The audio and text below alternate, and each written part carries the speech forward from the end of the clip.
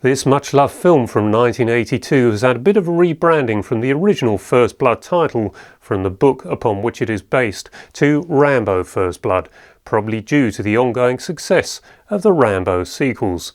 It's a film with a particularly muted stylized look, and thankfully this 4K retains that look as well as all its beautiful filmic qualities.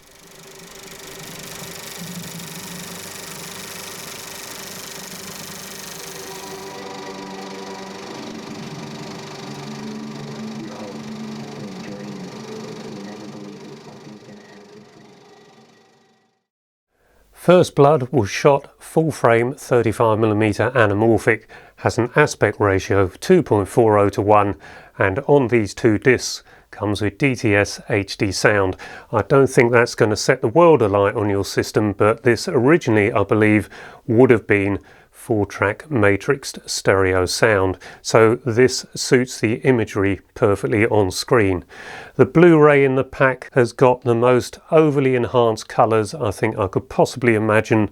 The skin tones look far too red to me, whereas the 4K has got that muted stylized look that I mentioned, and I think it looks wonderful. Now, I did have the Super 8 print, and at the time I saw that Super 8 feature, I didn't think it looked particularly good for Super 8, but I now realise it matches what I've seen on the 4K, so this suggests to me that the 4K is accurate to how the 35mm general release prints would have looked in 1982. Now, sadly, I wasn't able to buy that Super 8 review feature, but many years later I was gifted by Barry Atwood at Independent 8. This is Barry's newsletter that comes out bi-monthly. I'll leave a link in the description below to where you can see his latest film lists. Barry is a Super 8 dealer, and he gifted me this trailer reel. It's got the first 3 Rocky trailers on it, and then has the 1982 trailer for First Blood. And I set up the Super 8 here to fill about 8 feet wide of the screen, which took some doing, but I've got an HID lamp in this projector, so it's a very bright light. Just bleeds out the colours a little too much, which is a trait of HID lamps. But you can see on this that the trailer has got that same muted look that the 4K has got. So the Super 8 feature and the trailer all had the same look, as does the 4K. So wonderful fun to run this trailer in here, wonderful fun to watch a 4K that looks exactly like a film print. All the extras are on the Blu-ray only. The first item in the list has been compiled at the wrong frame rate, so you get image stagger all the way through that. Not really a problem, it's just something to bear in mind. That was faulty when it was compiled. There are a couple of items in here that are history lessons of the Vietnam War to help you understand First Blood some more, about the veterans coming back and feeling that they don't fit in, and that's the case with a Rambo character. Goes off looking for his one surviving colleague from his Green Beret group to find out he's no longer with us.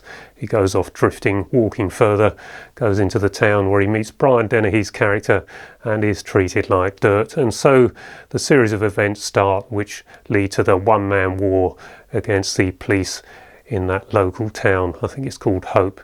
So that's the basic premise of the story. You do get wrapped up and believe in the character. There was an alternative ending in the book, or a different ending in the book, and they did actually film that ending and tried it out on a test audience. That ending is within the extras. You can see why they decided not to use that one. Richard Crenna was brought in at the last minute when Kirk Douglas apparently walked out. He wasn't happy that some of his script changes were not going to be adopted.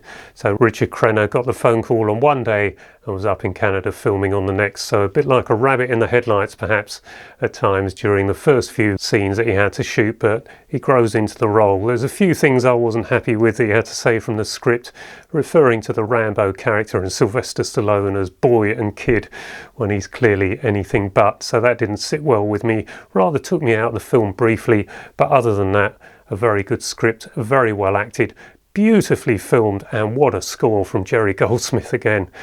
Where did that man get all those themes from and all those beautiful tunes?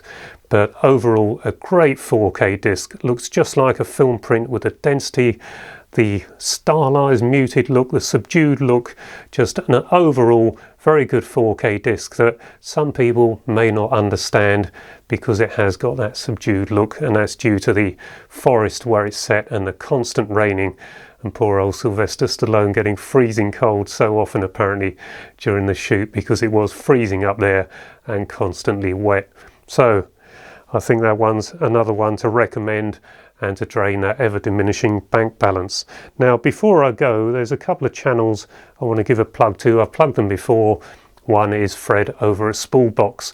Now, in Fred's last video, they actually got him on video in the Spoolbox videos, actually threading up a 35mm projector. So I think Fred has got the most important archive of cinemas, not only in the UK, but also Germany and possibly other countries as well. So if you're into film like I am, movies and cinema, the whole subject like I am, get over to Spoolbox and go through some of his amazing archive. I don't think you'd be disappointed.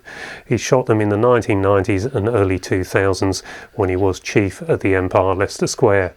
That was my favourite cinema, and it's what we call our little cinema here, in homage to what that cinema, that great cinema, once was when Fred was the chief projectionist. Now, another channel worth looking at, and this is another film related one, and this is very impressive because Kim at Board Tech didn't get into YouTube being a film man, but he's now shooting Super 8, and in his latest video you'll actually see his pieces to camera being shot on Super 8 with the sound synchronized. Jolly impressive, Kim. But this video, his latest video, he goes out to CineLab to see how all the films are processed. Not only Super 8, but 35, 70mm, 16mm, all the way up to 1570 IMAX. So this is a great video. If you want to know about how the films are processed, that's the one to look at. So get over to both these channels, maybe give them a subscription, and let's give these two chaps a well-deserved boost. Anyway, I hope you enjoyed this video. If you did, please give it a like and perhaps consider subscribing so I'll be encouraged to carry on creating content like this. Until the next video, bye bye for now.